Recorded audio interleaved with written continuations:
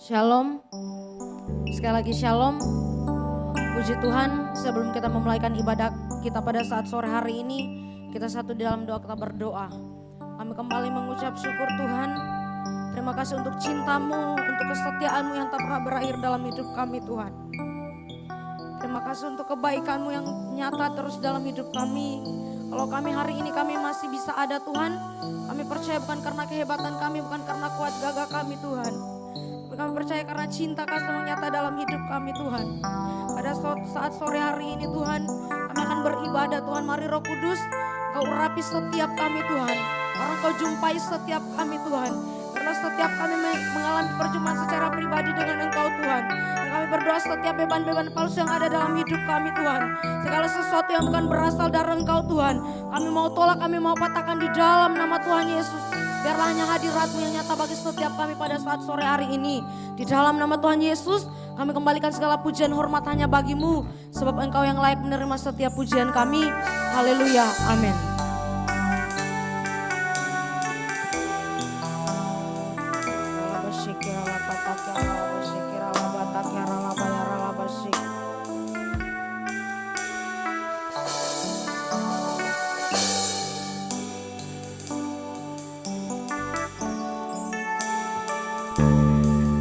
Kemuliaan dan hormat, ku angkat suara pujian, ku agungkan nama. Ku beri kemuliaan, ku beri kemuliaan dan hormat, ku angkat suara pujian, ku agungkan nama-Mu. Sebab Kau besar, perbuatan-Mu ajaib, tiada seperti Engkau, tiada seperti Engkau. Sebab Kau besar, perbuatan-Mu ajaib, tiada seperti Engkau.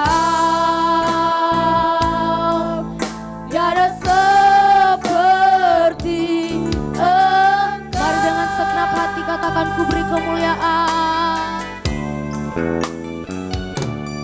ku beri kemuliaan dan hormat, ku angkat suara pujian, ku agungkan nama-Mu. Ku beri kemuliaan dan angkat suara pujian. Mari lebih lagi katakan ku beri kemuliaan, ku beri kemuliaan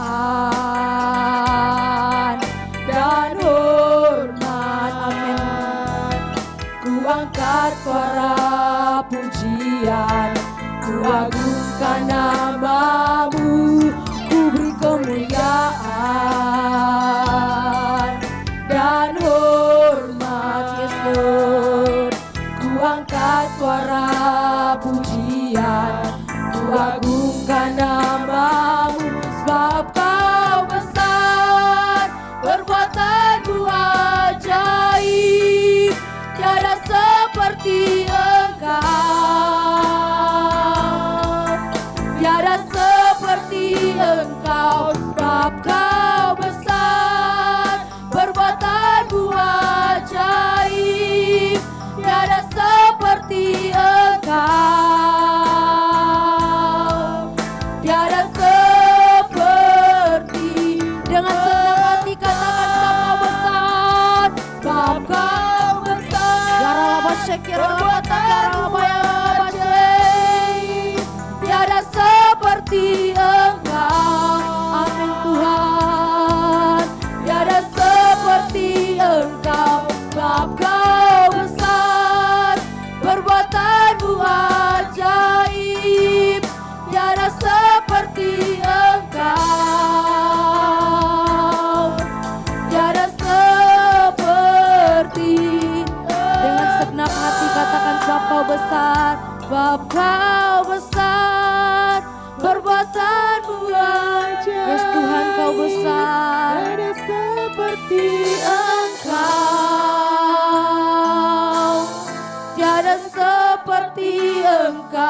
Sebab kau besar, perbuatanmu ajaib, tiada seperti Engkau, tiada seperti Engkau. Sebab kau besar, sebab kau besar, perbuatan tiada seperti Engkau, Yesus. Tiada seperti Engkau, sebab kau besar, perbuatanmu ajaib, tiada seperti Engkau, tiada seperti. Lebih lagi katakan, sebab kau besar, sebab kau besar, perbuatanmu tiada seperti tiada seperti Engkau, sebab kau besar, perbuatanmu ajaib, yes Tuhan, tiada seperti Engkau,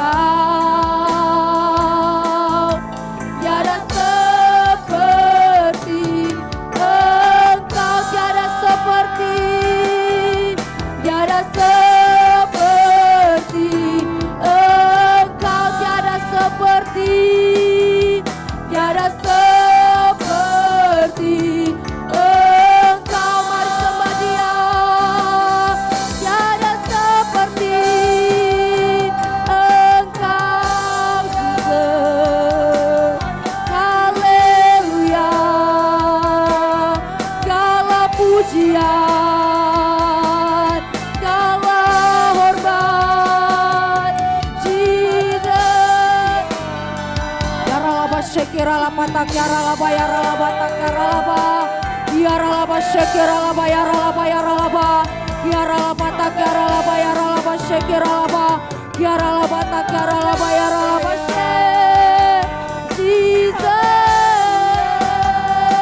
Tiada seperti Engkau, kami puji, kami sembah, Jesus. Yaralaba takyaralaba shekiralaba, yaralaba yaralaba shekiralaba takyaralaba, yaralaba yaralaba yaralaba yaralaba, yaralaba shekiralaba yaralaba, yaralaba yaralaba takyaralaba yaralaba, shikiralaba takyaralaba yaralaba, yaralaba shekiralaba takyaralaba, yaralaba yaralaba yaralaba, yaralaba yaralaba shikiralaba, yaralaba yaralaba shikiralaba yaralaba. Kau besar Tuhan, Jesus. Yaralaba shekiralaba takyaralaba yaralaba, yaralaba yaralaba shekiralaba takyaralaba. Mari Roh Kudus, mari Roh Kudus, manifestasikan kuasa-Mu di tempat ini Roh Kudus. Biarlah setiap kami yang datang mengalami perjumpaan secara pribadi dengan Engkau, Jesus. Yaralaba shekiralaba takyaralaba yaralaba, yaralaba takyaralaba shekiralaba yaralaba, yaralaba takyaralaba yaralaba yaralaba, yaralaba shekiralaba yaralaba yaralaba, yaralaba yaralaba shekiralaba takyaralaba, kiranaba yaralaba yaralaba, yaralaba shekiralaba yaralaba yaralaba, yaralaba yaralaba yaralaba, shekiralaba takyaralaba yaralaba yaralaba, yaralaba shekiralaba takyaralaba, yaralaba yaralaba yaralaba she, Jesus. Segala puji, segala hormat hanya bagi-Mu. Terima kasih Tuhan atas cinta-Mu. Yaralaba shekiralaba takyaralaba yaralaba, yaralaba shekiralaba takyaralaba yaralaba she, yaralaba shekiralaba yaralaba yaralaba, yaralaba yaralaba shekiralaba takyaralaba.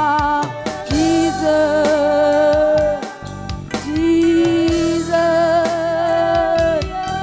kami sembah, kami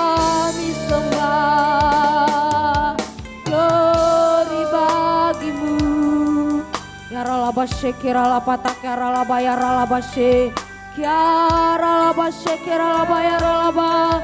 Kami sembah, kami agungkan, glory, segala pujian. Kira labashe kira lapata kira labayara labayara laba. Kiara labashe kira lapata kira labayara laba. Kiara lanabashe. Kiara laba kau besar Tuhan. Kami sembah, kau besar, glory. Labashe kira lapata kira labashe. Kau Allah yang besar, ajaib dan mulia. Kau Yesus yang selalu membuatku terpesona. Segala pujian bagimu ya Tuhan. Hanya Kau yang layak ku agungkan. Kau Allah yang besar, Kau Allah yang, amin Tuhan, ajaib dan mulia. Kau Yesus yang selalu membuatku terpesona. Segala pujian bagimu ya Tuhan. Hanya Kau yang lebih suka katakan Kau Allah yang besar. Jemaat Tuhan saya persilakan untuk bangkit berdiri. Kau Allah yang kira labashe kira lapata kira labashe. Yesus, Kau Yesus yang selalu membuatku terpesona.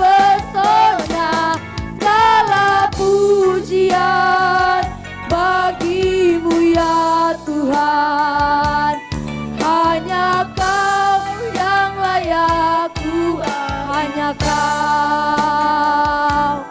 hanya Kau yang layak ku agungkan. Hanya Kau, hanya Kau yang layak ku agungkan.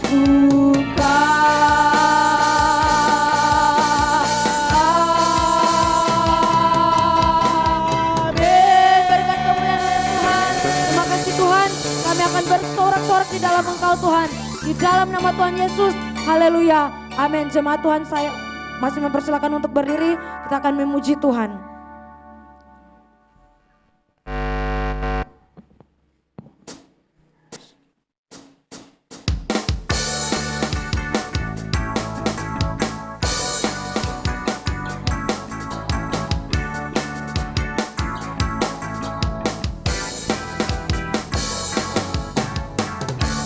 Tuhanku maha besar, Tuhanku maha kuasa, Raja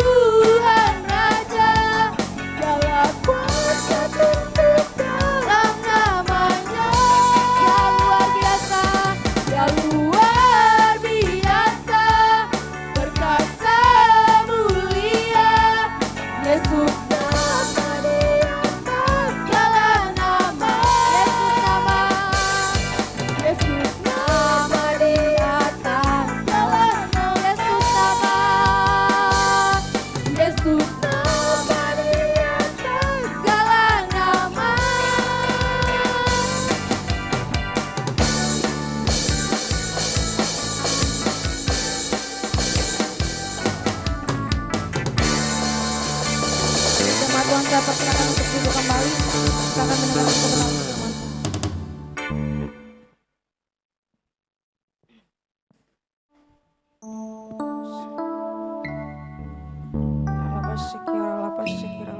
Yes Tuhan, kami punya Tuhan yang besar Tuhan.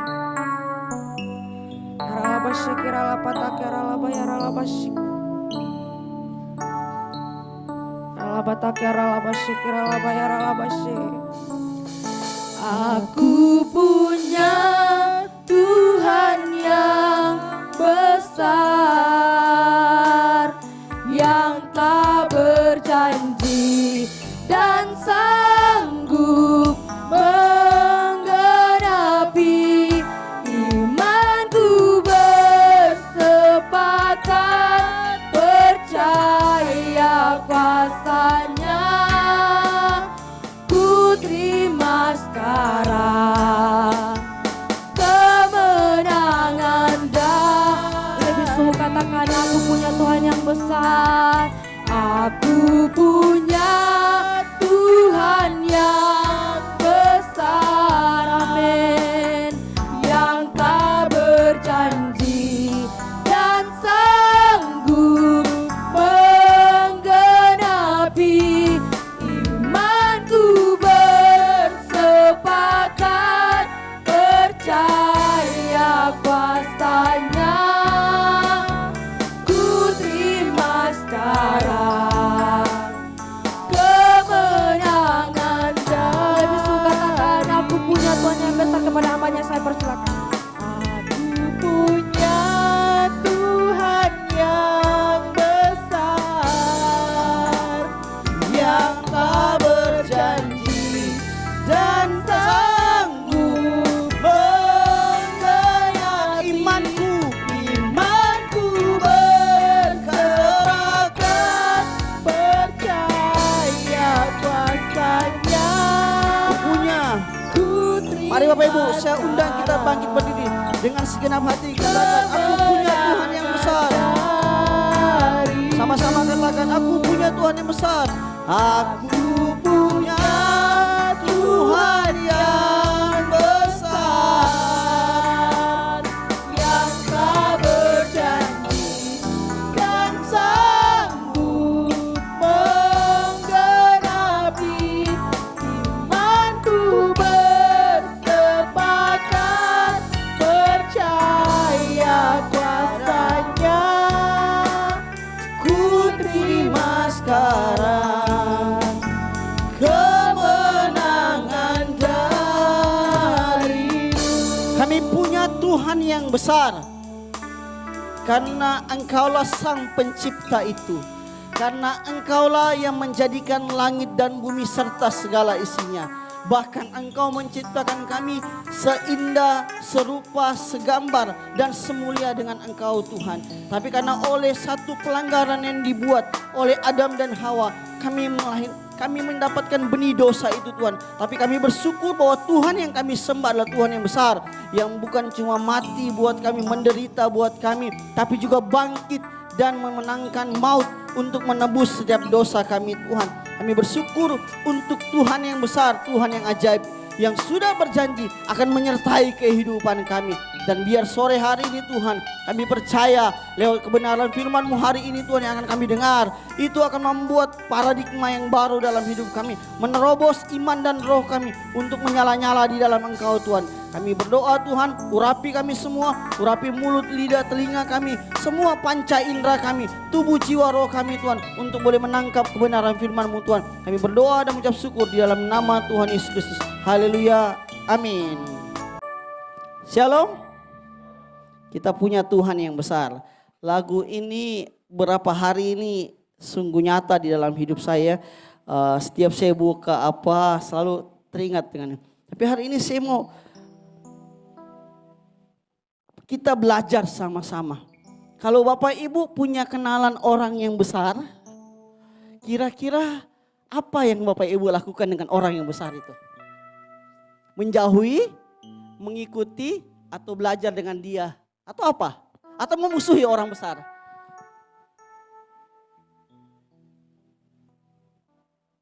Mana? Kalau ibu-ibu misalnya kenal Jokowi, kenal.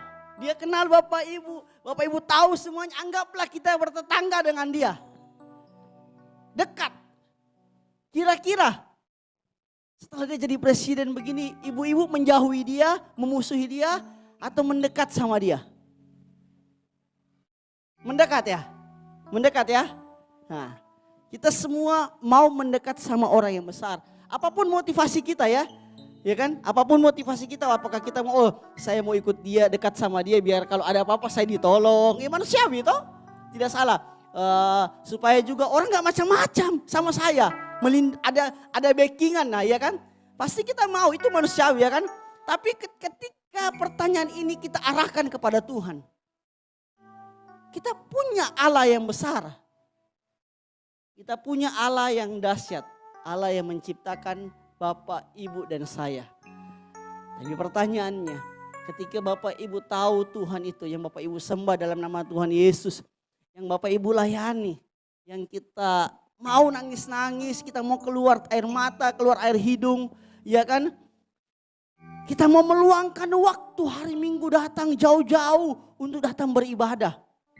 Tujuannya untuk apa? Tujuan Bapak, Ibu dan saya hari ini apa setelah mengetahui kebesaran Tuhan? Tujuan apa yang ada di dalam hidup kita, di dalam hati kita, di dalam pikiran kita? Kenapa kita mau ikut Yesus?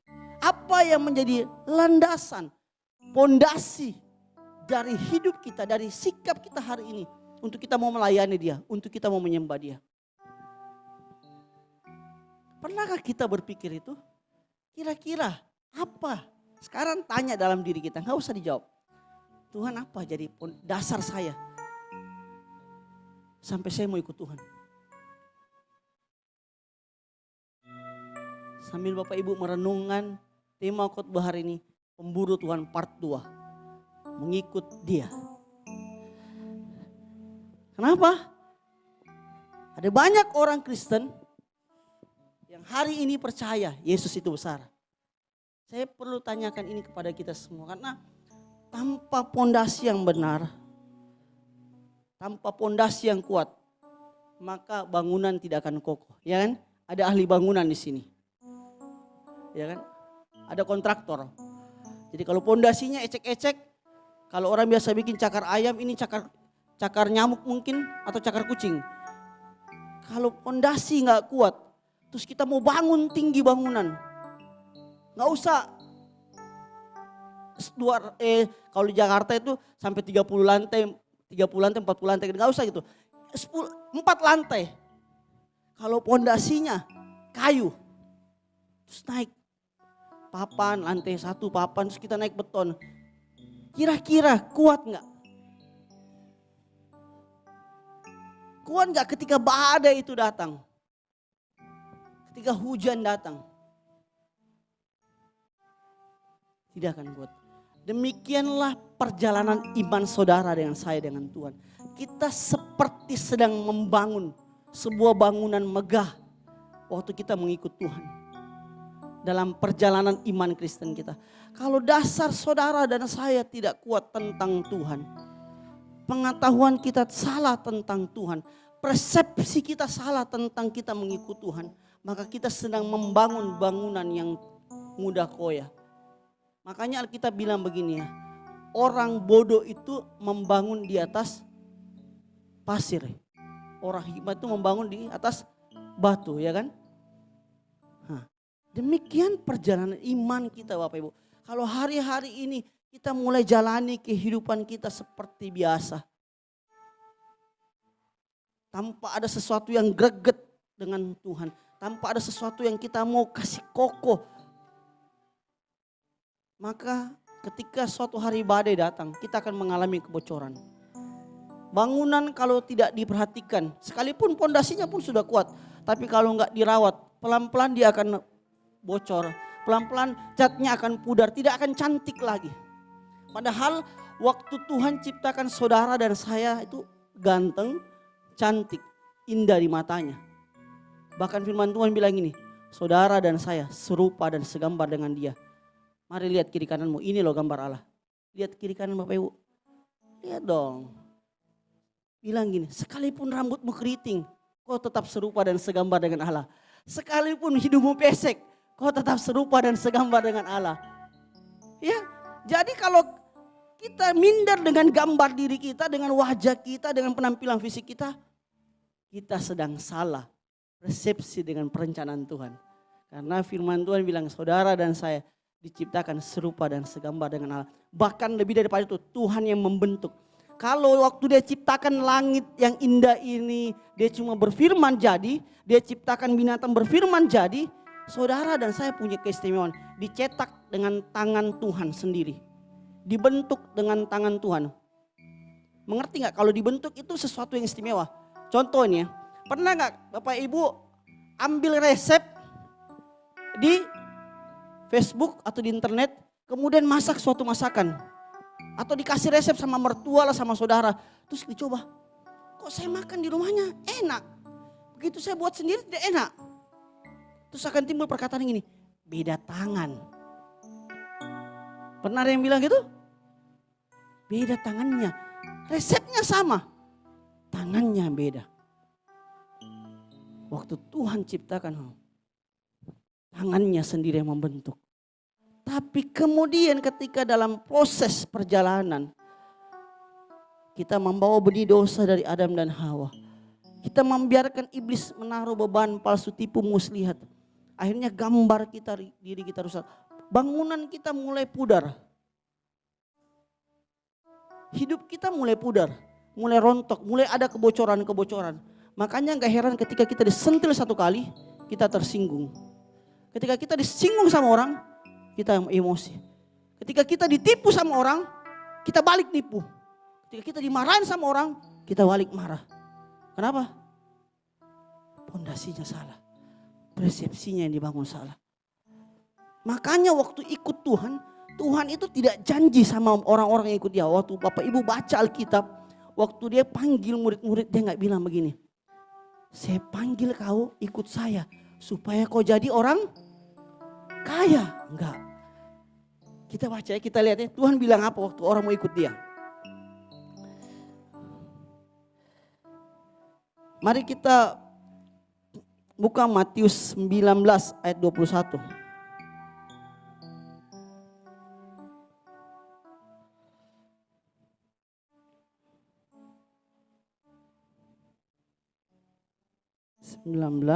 Ayat 21. Semua sudah dapat?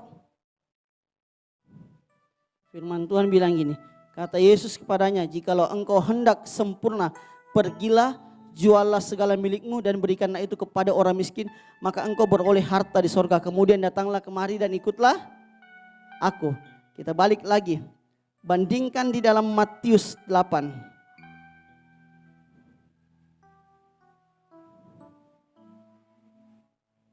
Matius 8.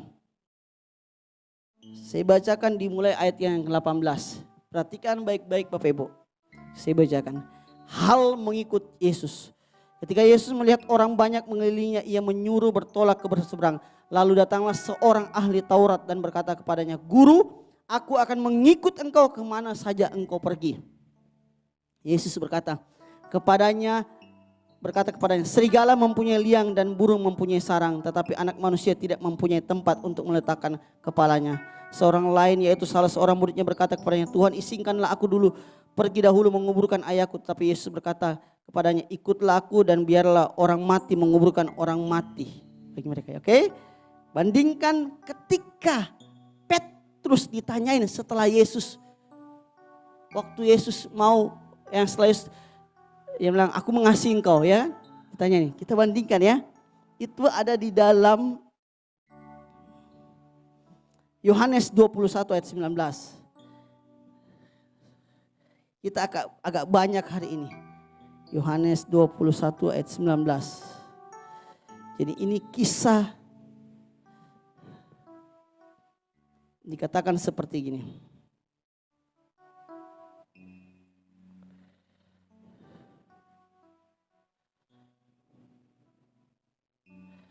Saya katakan, Demikian firman Tuhan, dan hal ini dikatakannya untuk menyatakan bahwa bagaimana Petrus akan mati dan memuliakan Allah. Sesudah mengatakan demikianlah ia berkata, Petrus ikutlah aku.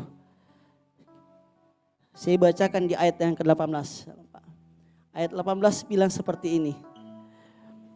Aku berkata kepadamu, sesungguhnya ketika engkau masih muda, engkau mengikat pinggangmu sendiri dan engkau berjalan kemana saja engkau kehendaki. Tetapi jika engkau sudah menjadi tua, engkau akan mengulurkan tanganmu dan orang lain akan mengikat engkau dan membawa engkau ke tempat yang tidak kau kehendaki. Bapak Ibu, waktu Tuhan panggil orang mengikut dia, Tuhan gak langsung bilang saya akan memberkatimu dan buat kau jadi besar. Waktu Tuhan mau panggil orang lain ikut dia, dia mesti merontokkan apa yang di kepala manusia itu. Dia mesti merontokkan apa yang di hatinya, yang selama ini akan menjadi saingan untuk Tuhan. Dia bilang sama orang kaya, jual hartamu, bagikan kepada orang miskin, baru ikut aku. Dia bilang sama ahli Taurat, saya gak punya rumah untuk meletakkan kepalaku. Kenapa? Karena ahli Taurat tahu rabi-rabi adalah orang-orang yang diberkati. Ahli Taurat tahu bahwa guru-guru waktu zaman Yesus adalah orang-orang yang sangat hidup diberkati dan hidup dalam kelimpahan. Makanya dia pikir, kalau saya ikut Yesus, saya pasti diberkati. Waktu dia bilang sama Yesus, Yesus, Petrus, apakah engkau mengasihi aku? 3 kali dia ulang. Waktu Yesus bilang, apakah engkau mengasihi aku dengan kasih agape? Petrus jawabnya, aku mengasihi engkau dengan kasih filia. Waktu ketiga kali Petrus sadar dia salah. Sampai Yesus mesti bilang gini, waktu kau ikut aku, orang akan menyeret kamu, mengikat kamu, dan membunuh kamu.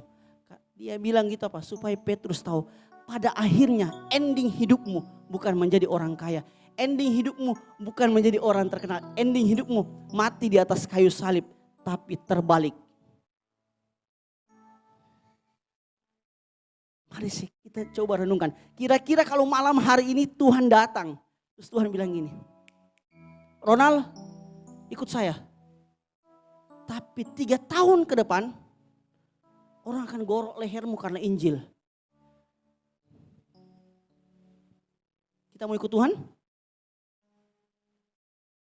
Kira-kira kalau Tuhan bilang gini. Bu Bernadette, ikut saya. Tapi 2 tahun kemudian, kamu gak akan jadi apa-apa, orang tidak akan ingat kamu. Kita masih mau ikut Tuhan? Halo?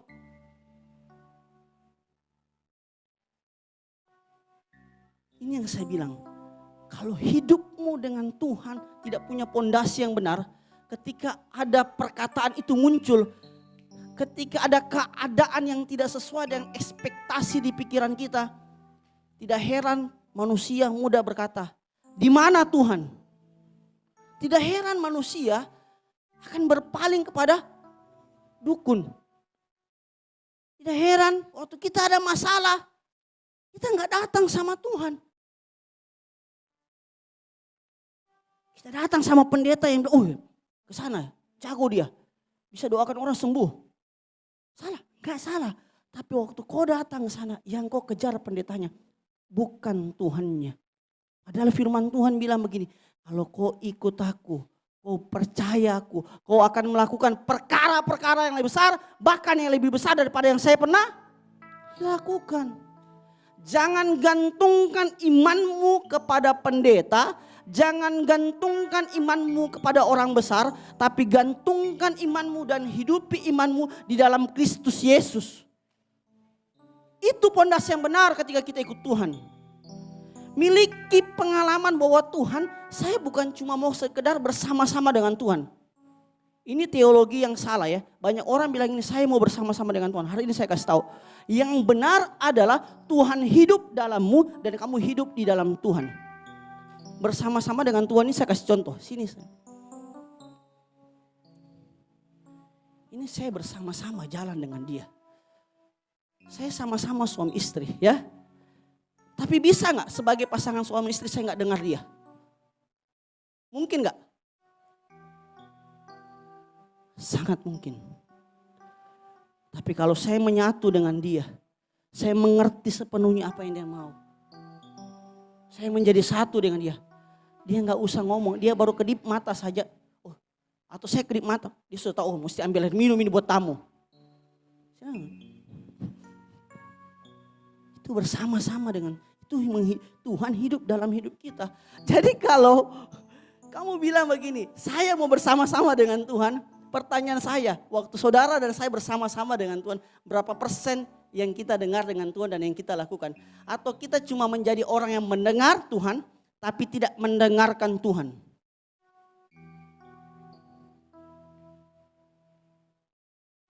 Dengar info.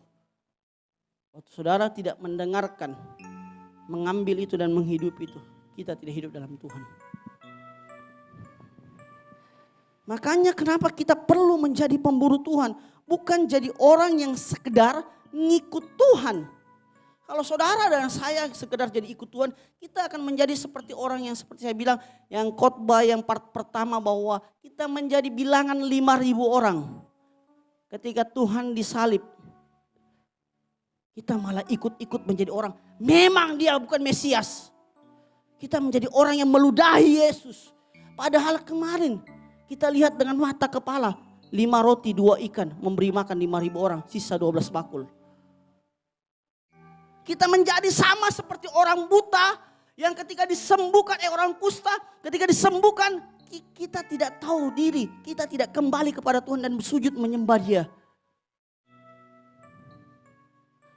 Tapi kalau kita mengerti konsep mengajar Tuhan, saudara akan mengerti proporsinya. Waktu saya mengejar Tuhan, mau apapun rintangannya saya akan hadapi. Karena yang saya kejar, Yesus hidup di dalam saya dan saya hidup di dalam Dia. Bukan bersama-sama dengan Tuhan waktu saudara dan saya sedang dalam pergumulan. Kita selalu mau bersama-sama dengan Tuhan ketika kita sedang drop. Ketika kita sedang mengalami masalah. Tapi ketika kita sedang kondisinya enak, baik-baik saja kita bilang, Tuhan istirahat Jo. Biar ini bagian kita, mampu ini saya. Pernah lakukan itu? Orang yang di depan ngomong pernah melakukannya Bapak Ibu. Saya juga melakukannya. Dan hari ini kita mau bertobat bersama-sama. Waktu kita gak mampu, kita ajak Tuhan sama-sama. Tuhan temani saya hadapi ini masalah. Tapi ketika kita lihat, kecil ji. Minggir Jo. Maju. Terus kita dengan pakai ayat firman Tuhan. Bersama Yesus saya bisa melakukan perkara yang besar. Padahal Tuhan kita simpan di rumah. Terus kita berani-beraninya ngomong bersama Yesus. Banyak orang Kristen melakukan hal itu. Tapi saya berdoa semoga kita tidak termasuk bilangan orang Kristen yang cuma ngikut Tuhan. Mau bersama-sama dengan Tuhan ketika saudara dan saya sedang dalam keterpurukan. Tapi ketika kita sedang di atas, kita meninggalkan Tuhan. Poin pertama, bagaimana menjadi seorang pemburu Tuhan. Seorang pemburu Tuhan adalah seorang yang tidak pernah takut dengan situasi. Dalam hidup ini ada banyak hal yang kita mesti sadari bahwa kekristenan itu bukan cuma bicara tentang berkat, tentang doa yang dijawab. Tapi bagaimana adalah Tuhan menyertai kehidupan saudara dan saya.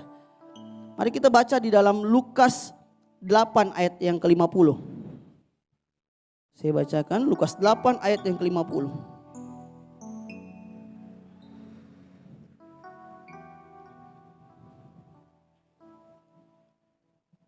Tetapi Yesus mendengarnya dan berkata kepada Yairus, jangan takut, percaya saja dan anakmu akan selamat. Sekali lagi, tetapi Yesus mendengarnya dan berkata kepada Yairus, jangan takut, percaya saja dan anakmu akan selamat. Apa yang terjadi? Di ayat yang ke-49 kita bacakan, saya bacakan. Kita mundur satu ayat. Ketika Yesus masih berbicara, datanglah seorang dari keluarga kepala rumah ibadat itu dan berkata, anakmu sudah mati, jangan lagi engkau menyusahkan guru. Ini kejadiannya. Yairus datang menghampiri Yesus. Dia bilang, Tuhan ikut saya, anak saya sedang sakit. Dalam perjalanan Yairus dengan Yesus, tiba-tiba ada perempuan yang pendarahan 12 tahun bilang begini, kalau ku jama jubahnya aku sembuh. Waktu itu terjadi, Yesus kemudian balik. Siapa yang menyentuhku? Akhirnya apa? Waktunya molor. Dan waktu sementara molor itu, anak Yairus mati. Jadi ketika Yesus menyembuhkan perempuan yang 12 tahun pendarahan, di tempat yang lain, orang yang bersama dengan Yesus yaitu Yairus, anaknya sedang meninggal. Dan waktu datang orangnya, gak usah susahkan guru, anakmu sudah mati. Tapi ingat, kita baca di ayat yang 50 tadi, Tuhan bilang apa?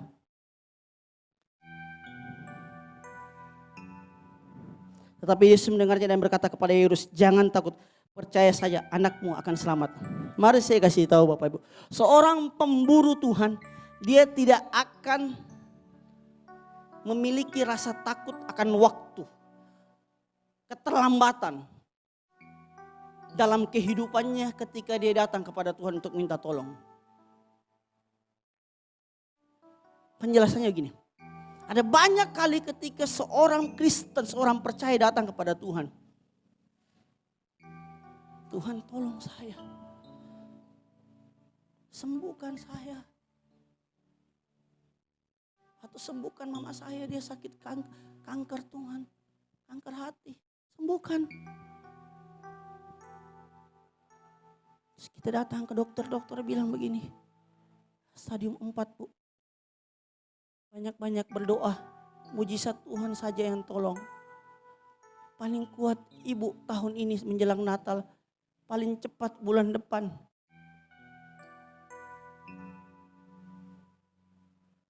Kira-kira sebagai seorang anak, apa yang akan kita pikir kalau kita bilang, aduh Tuhan, mama saya Tuhan, kanker hati. 1 bulan lagi hidupnya. Apa yang ada di pikiran kita? Apakah iman kita semakin bertambah untuk mengejar Tuhan? Atau kita justru terintimidasi dengan perkataan dokter dan timbul ketakutan? Bahkan lebih parahnya begini, andai kata pun Tuhan tidak menjawab doamu dan orang tua kita meninggal, apakah kita akan berkata seperti pelayan Yairus? Udahlah Tuhan, enggak usah. Enggak ada Tuhan-Tuhanan lagi. Terlambat sudah Tuhan. Kenapa Tuhan tidak lakukan seperti anak panglima yang Tuhan cuma ngomong, anakmu sembuh, dari jauh dan sembuh. Kenapa ini Tuhan mesti datang, berjalan, dan ketika Tuhan dalam perjalanan ada lagi yang kasih berhenti. Sampai waktunya terlambat, anak saya mesti meninggal. Yairus bisa bilang begitu. Dan mungkin Yairus berada dalam kondisi yang sangat takut. Dia sudah, aduh Tuhan gak ada. Tapi ketika Tuhan dengar, Tuhan bilang gini, jangan takut. Dan hari ini ketika saudara dan saya ketemu satu masalah yang membuatmu mentok, gak ada jalan keluar. Tuhan mau bilang ini, jangan takut. Jangan takut. Karena saudara dan saya punya Tuhan. Jangan pernah takut. Sekalipun masalah itu mungkin tidak selesai. Masalah itu mungkin akan menghancurkan, merontokkan pikiran kita. Mungkin mengambil keluarga kita yang sedang kita gumuli untuk sembuh. Saya mau kasih tahu. Endingnya bukan soal jawaban. Yang Tuhan mau dari persoalan itu, bagaimana saudara dan saya membangun pondasi yang benar, membangun pengertian yang benar bahwa yang Tuhan mau, saya mempercayai dia. Sekalipun dia tidak sembuh hari ini di dunia, saya percaya ketika dia meninggal dia sudah bersama dengan Bapa. Tapi seringkali kita melihat yang di depan mata kita. Sehingga kita nggak bisa melihat ada hal yang Tuhan mau katakan. Percaya saya, jangan takut, dia sudah bersama dengan saya. Ketika kita hadapi masalah, Tuhan cuma bilang ini, jangan takut. Jangan biarkan intimidasi iblis membuatmu kendor, membuatmu lemah, sampai saudara dan saya tidak mampu berlutut lagi dan menaikkan air matamu, menaikkan doamu kepada Tuhan dan berkata, God, saya percaya Engkau sanggup melakukannya. Poinnya di situ Bapak Ibu. Apapun kondisimu, apapun persoalan yang kau hadapi hari ini, Tuhan cuma bilang ini, jangan takut. Kalau kau seorang pemburu Tuhan, mau tentara ribuan di depan sana, mau iblis bagaimanapun besarnya, mau orang bilang di sana rumah hantu, kalau kau percaya Tuhan, kalau kau seorang pemburu Tuhan, kau akan tetap berjalan. Saya gak perlu takut. Kenapa? Karena Tuhan tinggal di dalam hidup saya. Ya. Tapi kalau kita nggak yakin dengan Tuhan, kita nggak kejar Tuhan, ketika ada masalah, ketika ada sesuatu yang menakutkan di depan, kita langsung aduh Tuhan. Tapi ketika ada masalah, ada Goliat, kita akan bilang, saya datang bersama dengan tentara Allah. Saya datang bersama dengan Allah, pencipta langit dan bumi. Amin. Poin yang kedua, seorang pemburu Tuhan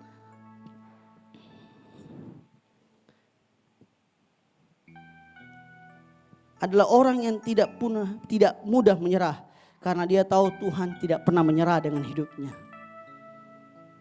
Seorang pemburu Tuhan akan terus berkata bahwa saya tidak akan menyerah mengejar Tuhan, karena Tuhan sendiri tidak pernah menyerah dengan hidup saya. Mari kita buka dalam Lukas 15 ayat yang keempat. Saya bacakan Lukas 15 ayat yang keempat. Dikatakan, siapakah di antara kamu yang mempunyai 100 ekor domba, dan jikalau ia kehilangan seekor di antaranya, tidak meninggalkan yang 99 ekor di padang gurun dan pergi mencari yang sesat itu sampai ia menemukannya. Mari saya kasih tahu Bapak Ibu, seorang pemburu Tuhan adalah seorang yang percaya bahwa Tuhan tidak pernah menyerah dengan hidupnya. Kenapa orang bunuh diri? Karena dia sudah kehilangan pengharapan. Kenapa orang akhirnya mengambil jalan pintas ke dukun? Karena dia sudah kehilangan pengharapan. Kenapa akhirnya orang meninggalkan Tuhan? Karena dia sudah menyerah dengan Tuhan. Padahal Tuhan sendiri tidak pernah menyerah. Perumpamaan tentang domba yang tersesat. Tuhan pergi meninggalkan yang 99, mencari yang satu itu. Waktu saudara dan lama, percayalah, Tuhan tidak pernah menyerah dengan hidup kita. Mau terpuruk bagaimanapun dengan hidup kita, mau jahat bagaimanapun masa lalu kita, Tuhan tidak pernah menyerah dengan hidup saudara dan saya. Even sekalipun kita pernah meninggalkan Tuhan, tapi ketika kita sadar, Tuhan mau bilang ini, saya tidak pernah menyerah dengan hidupmu. Kalau Tuhan sendiri tidak pernah menyerah dengan hidup kita, kenapa kita menyerah dengan Tuhan? Kenapa kita menyerah untuk berdoa? Kenapa kita menyerah berhenti untuk percaya? Kenapa kita menyerah untuk datang beribadah kepada Tuhan? Padahal Tuhan sendiri tidak pernah menyerah dengan hidup kita.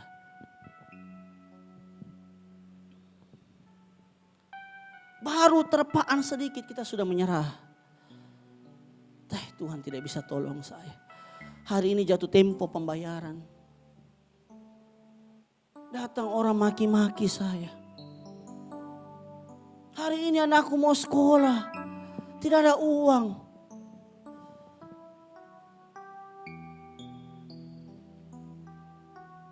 Aduh, suamiku begini, istriku begini, anakku nakal, mertuaku begini. Aduh, kita menyerah dengan hidup kita. Ketika apa? Ketika saudara dan saya bersungut-sungut.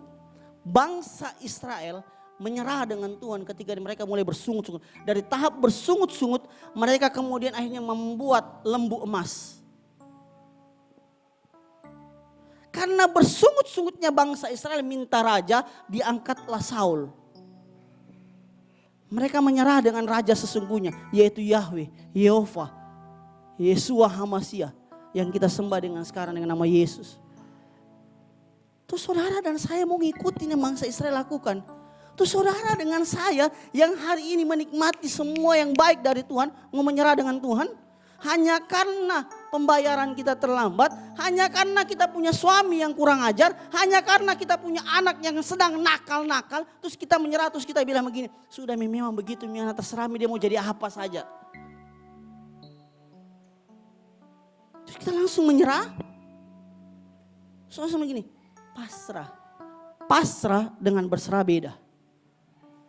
Waktu saudara pasrah, saudara gak mau ngapa-ngapain. Tapi ketika saudara berserah, saudara tahu waktu saya berserah, saya mesti datang kepada Tuhan. Waktu saudara pasrah, saudara gak ngapa-ngapain. Sudah kehilangan iman, percaya kepada Tuhan. Ngomong kasarnya aja orang bilang saudara tidak murtad, padahal sebenarnya sudah murtad. Buat saya, secara pribadi, kalau kau sudah pada titik pasrah, kau bukan lagi orang percaya. Orang yang pasrah dengan keadaannya, bahkan mengeluh dengan keadaannya, di titik itu dia sudah menyangkal Tuhan. Meskipun tidak dengan mulutnya. Waktu saudara dan saya percaya Tuhan, saudara tidak akan menyerah dengan apapun kondisi saudara. Dan saudara akan bilang, Tuhan Yesus baik. Itu orang yang percaya kepada Tuhan, tidak pernah menyerah. Jangan kendor, baru dia ada sedikit masalah, sudah mundur. Come on.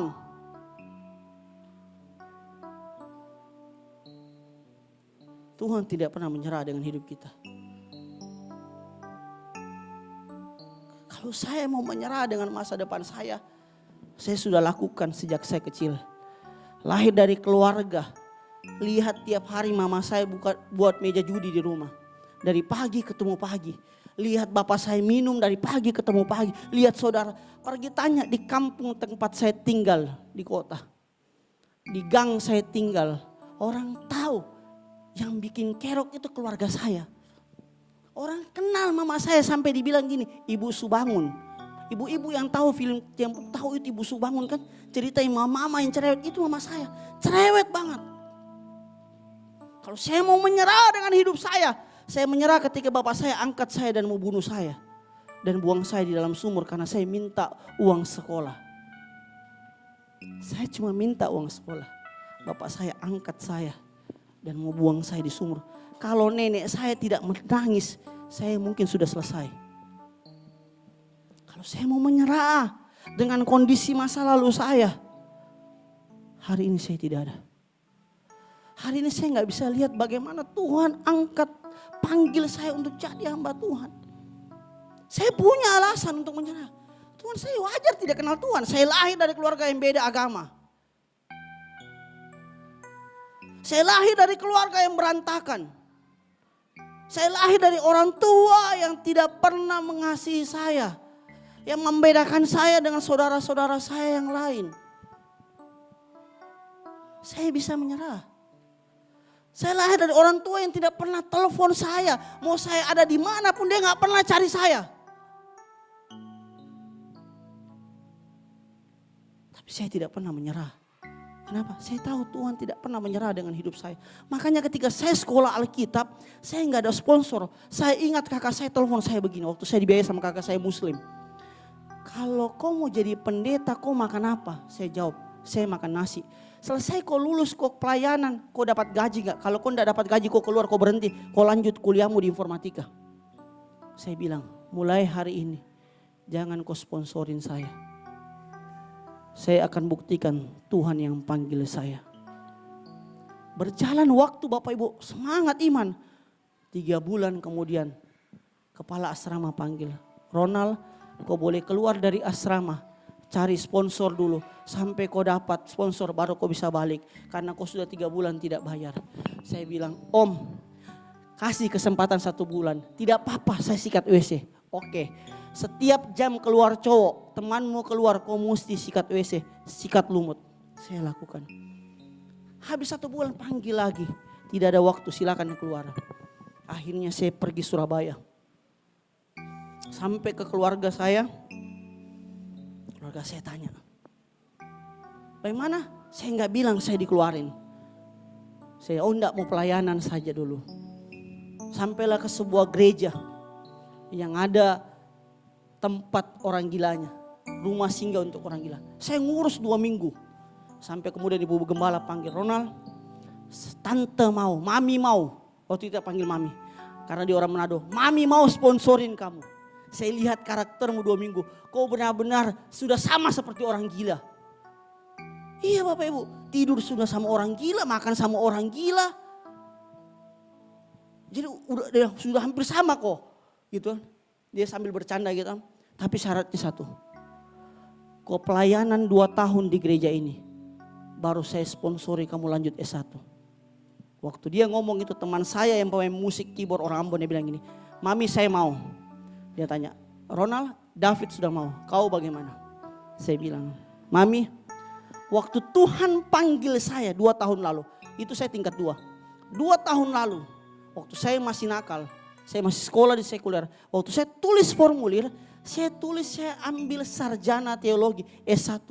Saya tidak tulis diploma 2, cuti 2 tahun, baru lanjut S1 lagi. Gak apa-apa Mami, Mami gak usah sponsorin. Saya mau balik ke asrama.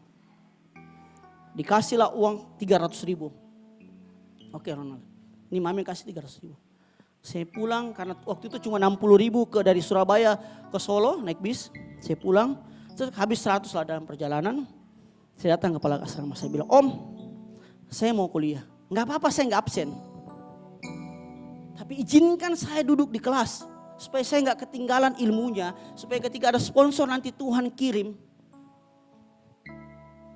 Dan waktu mendekat ujian, saya tahu harus menjawab apa. Dia bilang, oke, kau boleh tetap kuliah, kau boleh tetap makan di asrama. Tapi kau gak boleh isi absen.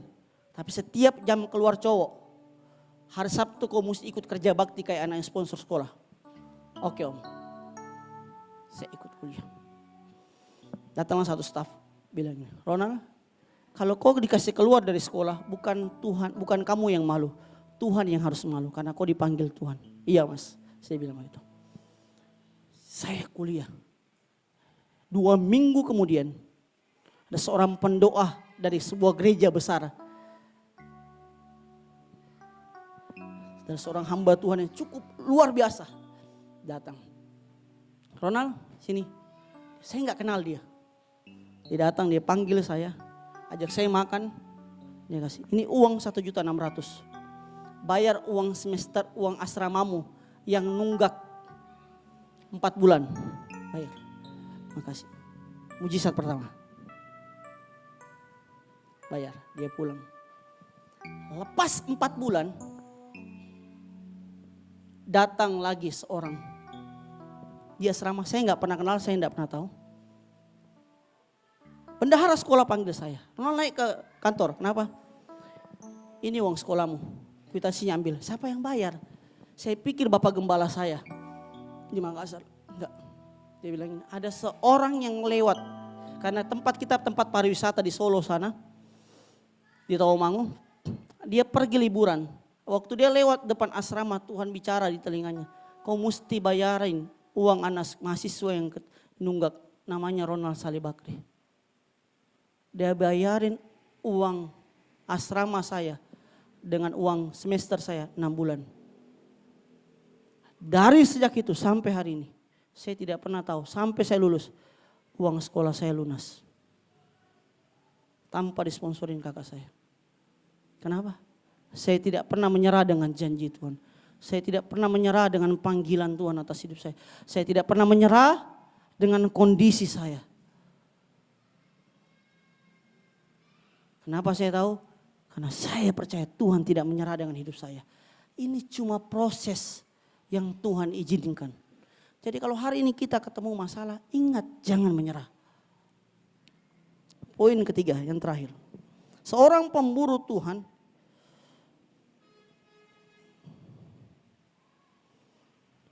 adalah seorang yang akan mengejar Tuhan sekalipun dia tidak mengerti. Mari kita baca di dalam Matius 9 ayat 28. Matius 9 ayat yang ke-28. Dikatakan nih, setelah masuk ke dalam sebuah rumah, datanglah kedua orang buta itu kepadanya. Dan Yesus berkata kepada mereka, percayalah kamu bahwa aku dapat melakukannya. Mereka menjawab, ya Tuhan kami percaya. Saya bacakan, di ayat yang ke-27. Ketika Yesus meneruskan perjalanan dari sana, 2 orang buta mengikutinya sambil berseru-seru dan berkata, "Kasihanilah kami, hai anak Daud." Dan kemudian Yesus masuk dan Tuhan berkata, "Percayakah kamu saya mampu menyembuhkan?" Apa yang kita pelajari dari orang buta? Mereka tidak melihat. Mereka tidak tahu rupa Yesus yang kayak bagaimana. Mereka cuma mendengar Yesus. Mereka tidak pernah memandang Yesus seperti bagaimana gantengnya atau jeleknya atau tingginya perawakannya. Mereka nggak tahu. Mereka cuma mendengar ada satu orang yang disebut Rabi, yang disebut Yesus, yang sanggup menyembuhkan orang buta, orang kusta, membangkitkan orang mati. Ketika mereka mendengar itu, mereka pergi mencari Yesus. Mereka nggak tahu, nggak ada yang tuntun. Orang buta, tidak melihat cahaya, tidak melihat jalan, tidak mengerti tentang kondisi apapun. Tapi sekalipun dia nggak mengerti, imannya, kepercayaannya menjadi pondasi untuk dia mengejar Yesus. Saudara dan saya tidak buta secara fisik. Saudara dan saya dapat melihat segala hal di dunia ini. Tapi apakah dengan kita melihat itu membantu kita untuk percaya dengan Tuhan? Atau justru karena kita banyak melihat hal-hal yang tidak baik membuat kita kendor? Orang buta jelas menemukan bahwa hidupnya tidak berdaya. Tapi dalam ketidakmegerdayaannya, dalam ketidakmengertiannya akan dunia ini, dia mau tetap percaya kepada Tuhan. Dia mau tetap mengambil keputusan, saya mau kejar Yesus sampai saya bertemu dengan dia. Dan dia berkata, "Percayakah engkau? Aku sanggup menyembuhkanmu." Dan mereka berkata, "Kami percaya." Detik waktu itu mereka mengalami kesembuhan. Hari ini Tuhan mau bilang gini, percayakah saudara dan saya tentang Tuhan? Bahwa dia sanggup menolong hidupmu. Dia sanggup membawamu naik lebih tinggi. Kalau saudara percaya, kenapa gak berani ngomong? Sekalipun hari ini kondisiku tidak menyatakan bahwa saya akan menjadi orang besar. Sekalipun hari ini kondisiku tidak menyatakan, tidak mendukung bahwa Tuhan akan pakai saya. Sekalipun saya lahir dari keluarga yang berantakan. Sekalipun saya punya suami yang tidak benar. Sekalipun saya punya istri, anak yang tidak benar. Saya percaya Tuhan mampu mengubahkan dan membawanya menjadi pribadi yang lebih baik. Amin. Ayat terakhir yang menjadi fondasi. 1 Petrus 5 ayat yang ke-7. Serahkanlah kekhawatiranmu kepadanya sebab ia yang memelihara kamu. Sebagai seorang pemburu Tuhan, sebagai seorang yang percaya Tuhan. Kebenaran Alkitab, firman Tuhan berkata, serahkanlah khawatirmu kepada dia, maka dia yang akan memeliharamu. Tidak peduli kondisimu hari ini, ketika kau percaya dan menyerahkannya, tidak takut. Sekalipun saudara dan saya tidak mengerti, dia akan memelihara hidup saudara dan saya. Amin. Hati aku punya Tuhan yang besar. Aku punya Tuhan yang besar, yang tak berjanji, yang sanggup menggenapi imanku. Biar iman saudara, pengertian, apapun itu dalam hidup kita mau bersepakat dengan Tuhan. Rasanya ku terima sekarang kemenangan dan Aku punya, mari sambil bangkit berdiri. Aku punya Tuhan yang besar, yang tak berjanji dan sanggup menggenapi imanku. Bersepakat percaya kuasanya, ku terima sekarang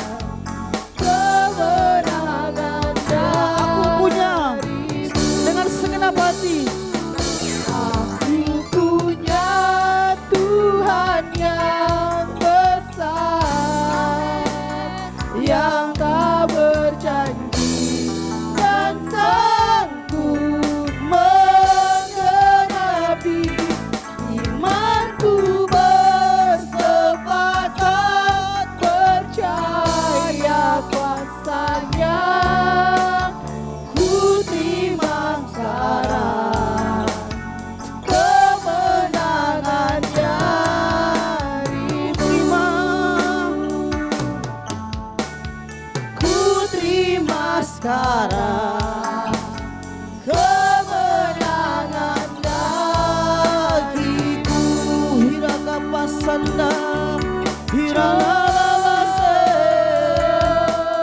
hiralala kamasanda. Yes. Haleluya. Kami sembah hirakapapa sekarabarabara se kami terima. Ya. Percayalah bahwa Tuhan tidak pernah menyerah dengan hidup saudara dan saya. Dia tidak pernah berhenti membawa saudara untuk menjadi pribadi yang dahsyat di tangannya. Jangan takut, sebab Dia Allah yang besar.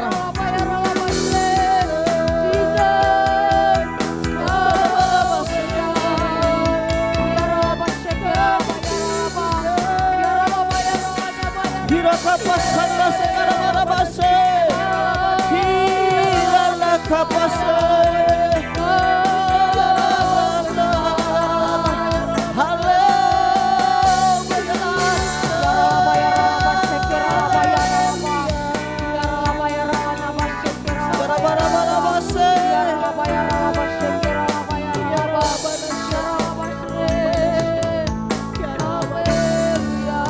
Kami bersyukur dan berterima kasih untuk kebaikan-Mu.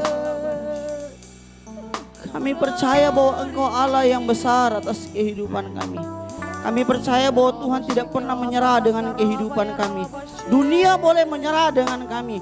Orang di sekitar kami boleh menyerah dengan hidup kami. Tapi kami tahu Tuhan tidak pernah menyerah dengan hidup kami. Karena Tuhan tidak pernah menyerah dengan hidup saudara dan saya. Maka jangan pernah mengambil keputusan yang tidak sesuai dengan kebenaran. Datang sujud menyembah dan berkata, aku akan berjalan bersama dengan Tuhan dan menerobos tembok yang ada di depanku. Dan akan melihat bagaimana Tuhan mengangkat saudara naik lebih tinggi. Karena Dia punya rancangan yang indah dan terbaik atas kehidupan saudara dan saya. Waktu saya siapkan khotbah ini Bapak Ibu, Tuhan taruh sesuatu yang besar dalam hidup saya. Dia bilang begini, seorang pemburu Tuhan tidak akan pernah menyerah dengan segala rintangan yang ada di depannya. Mau berat bahkan Tuhan bilang ini, sampai detik darah penghabisan, Dia akan berkata, Dia sanggup membawa saudara dan saya. Ingat kejadian tulang belulang yang dibangkitkan oleh Tuhan.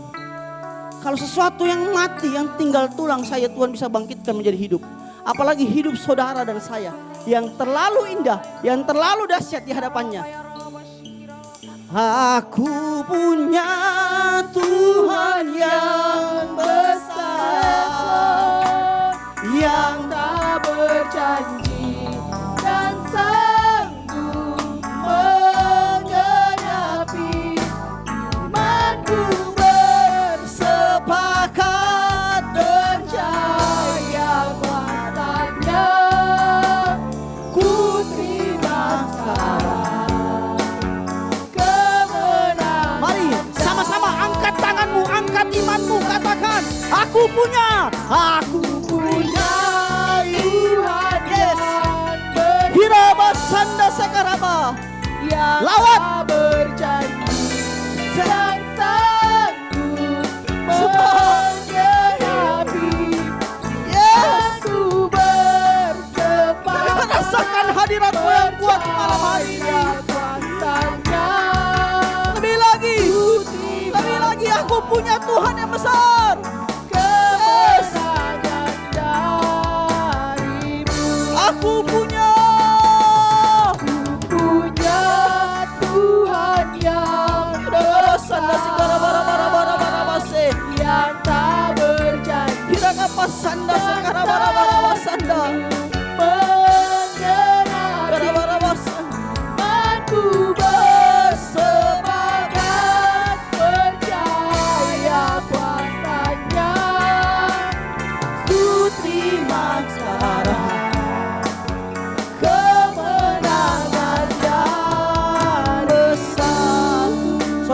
dan saya adalah orang-orang yang akan menerima kemenangan yang besar ketika kau mengambil keputusan untuk tidak menyerah dengan hidupmu, dengan keadaan yang ada di sekitarmu, dan mulai hari ini berkata, Tuhan, kalau orang buta saja sanggup berjalan mengejar Tuhan, saudara dan saya mampu, sehat, dapat melihat, pintar, ganteng, cantik.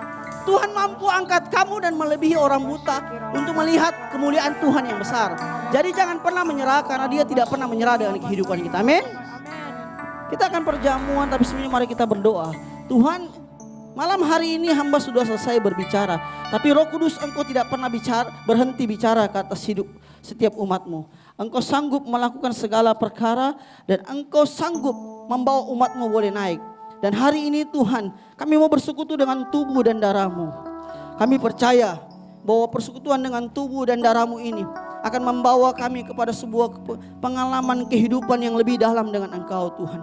Karena kami mau Tuhan tinggal di dalam hidup kami, dan kami tinggal di dalam Tuhan. Kami bukan menjadi orang-orang Kristen yang sekedar berjalan-jalan saja bersama dengan Tuhan, tapi tidak membuat Tuhan tinggal di dalam hidup kami dan memimpin hidup kami. Mari Bapak Ibu kita angkat hosti di tangan kanan kita. Dengan seiman, dengan sebuah keyakinan bahwa ini adalah tubuhnya. Sebab apa yang telah kuteruskan kepadamu telah aku terima dari Tuhan, yaitu bahwa Tuhan Yesus pada malam waktu Ia diserahkan, Ia mengambil roti, dan sesudah itu Ia mengucap syukur atasnya. Ia memecah-mecahkannya dan berkata, inilah tubuhku yang diserahkan bagi kamu, perbuatlah ini menjadi peringatan akan aku. Percayalah bahwa tubuh yang hosti yang saudara dan saya angkat adalah tubuh Tuhan. Dan ketika kita makan, kita menjadi satu dengan tubuhnya, kita menjadi satu dengan rancangannya, kita menjadi satu dengan segala hal yang terbaik yang Tuhan sediakan atas kehidupan kita. Tuhan, kami percaya bahwa lewat tubuhmu ini Tuhan, kami memperingati akan Engkau, memperingati dan menjadi pegangan dalam kehidupan kami, bahwa bersama dengan Tuhan kami mampu melakukan perkara-perkara yang besar. Mari kita makan di dalam nama Tuhan kita Yesus Kristus.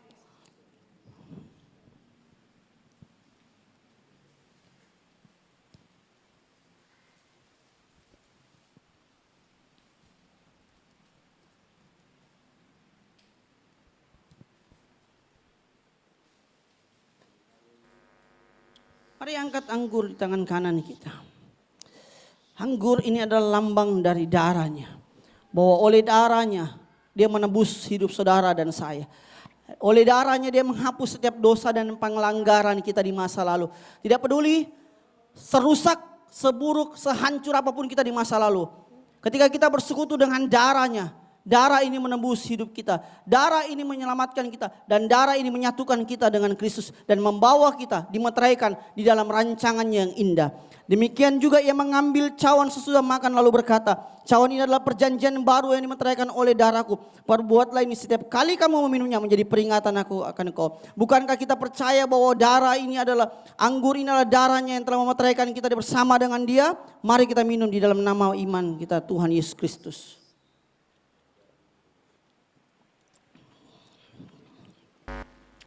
Aku punya Tuhan yang besar, yang tak berjanji dan sanggup menggenapi imanku, bersepakat percaya kuasanya, ku terima sekarang kemenangannya. Sekali lagi katakan, aku punya Tuhan yang besar, yang tak Engkau Allah yang besar, Engkau Allah yang dahsyat. Terus berkarya dalam setiap kehidupan kami, dan bawa kami untuk melihat bagaimana perbuatan tangan Tuhan yang besar digenapi atas kehidupan kami. Di dalam nama Tuhan Yesus Kristus, mari setiap kita yang sudah terima anugerah Tuhan dan yang percaya Dia adalah Allah yang dahsyat, mari sama-sama katakan amin.